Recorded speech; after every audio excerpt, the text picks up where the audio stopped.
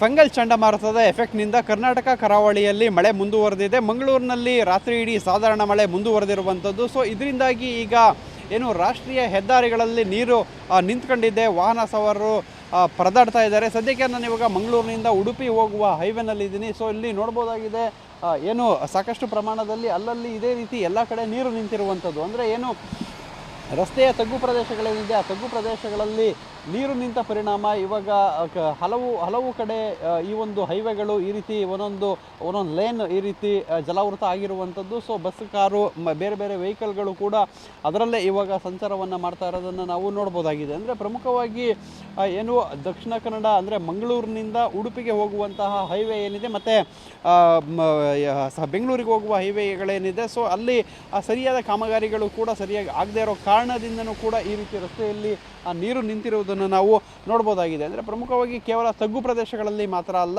So ಹೈವೇಗಳಲ್ಲೂ ಕೂಡ ನಿಂತಿರುವಂಥದ್ದು ನೀರು. ಅಂದರೆ ಸಿಟಿ ಒಳಗಡೆ ಏನು ಒಳಗಡೆ ಇರುವಂಥ ರಸ್ತೆಗಳಲ್ಲಿ ನೀರು ನಿಂತರೆ ಸೊ ಹೈವೇಗಳಲ್ಲೂ ಕೂಡ ನೀರು ನಿಂತಿದೆ. ಸೊ ಸಿಟಿ ಒಳಗಡೆ ಆದರೆ ವಾಹನ ಸವಾರರು ನಿಧಾನವಾಗಿರ್ತಾರೆ, ಆದರೆ ಹೈವೇಯಲ್ಲಿ ತುಂಬ ಫಾಸ್ಟ್ ಇರೋದ್ರಿಂದ ಸೊ ಎಲ್ಲ ವಾಹನ ಸವಾರರು ಕೂಡ ತುಂಬ ಎಚ್ಚರಿಕೆಯಿಂದ ಇಂತಹ ಸಂದರ್ಭಗಳಲ್ಲಿ ಚಲಿಸುವಂಥ ಅವಶ್ಯಕತೆ ಇರುತ್ತೆ.